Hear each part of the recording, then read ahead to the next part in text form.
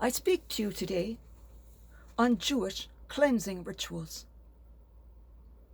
Our Christian faith comes from Judaism.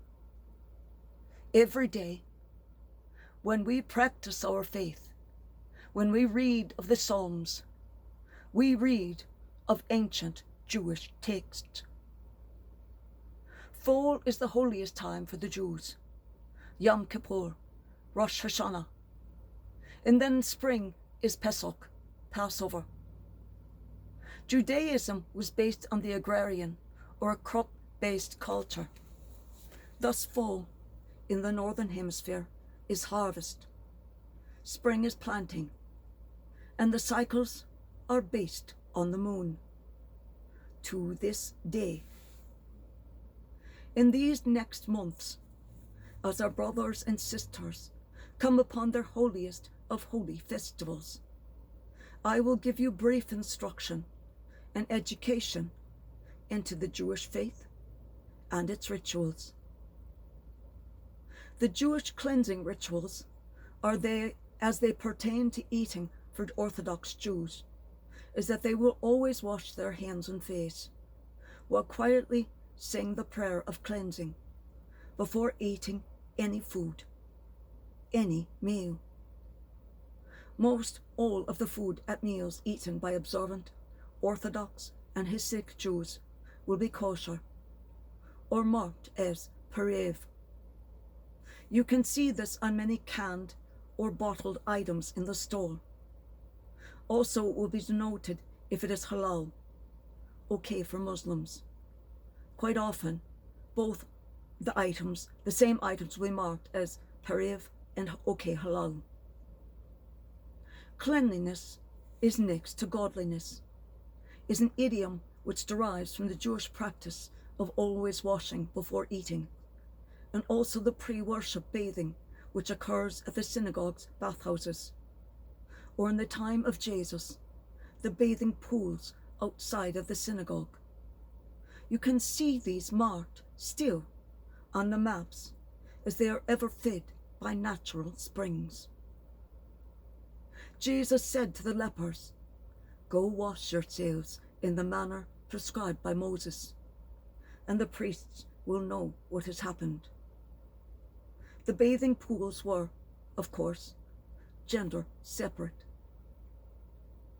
Muslims have nearly identical cleansing practices regarding their worship, with their genders also being separated. Orthodox Judaism, not Reform, does this. Orthodox Jews worship with the men in the center of the synagogue, and the women and children old enough to attend the service seated on the flank. Young boys and girls don't join their parents until after their bar or bat mitzvah.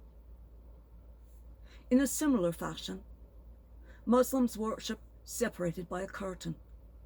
Children don't attend at all until they're old enough to understand and appreciate the prayers, about 8 or 9 years old, and then are in with the woman until they come of age. Prior to that time, the children are in religious education while their parents pray.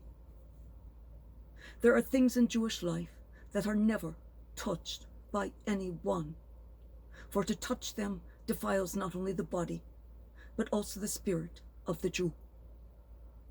The most banned thing, that which greatly defiles, that which can never be touched by any Jew, is the thing which has to do with death. The dead, or related to a dead person. The men, for only very specially prepared and trained Jewish men, may work around the dead.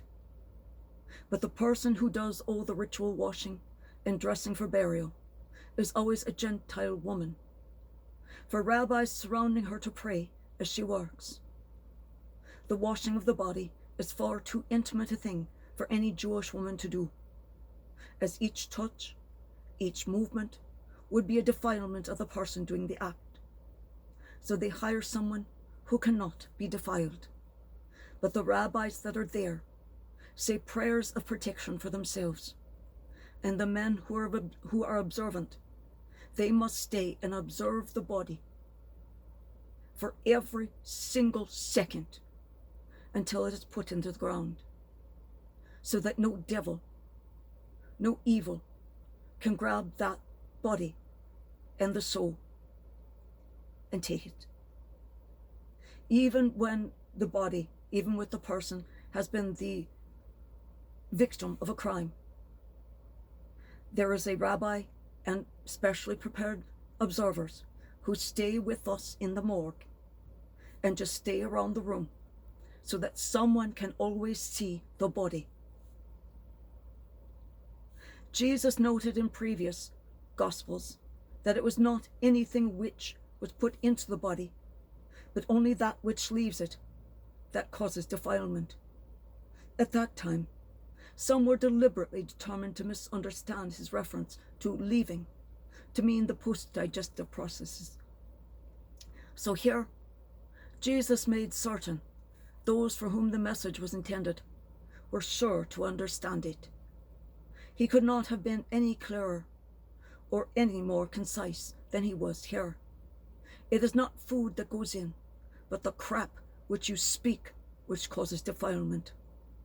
Of that, my disciples have no worries of defilement, for they listen to you not, and they have no such sinful horrors emitting of their body.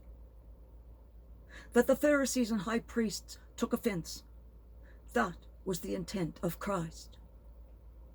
They are the blind guides of the blind. For if a blind man leads a blind man, they will both fall into a pit, the Christ said. In this case, the pit is Gehenna. When the unseeing lead those who wish to remain unseeing, they both fall into Gehenna, for they have no true wish of God, nor do they ever wish to gain his instructions or his lessons.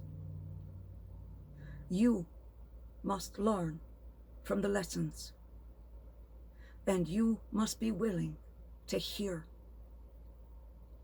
Everyone with ears ought to hear.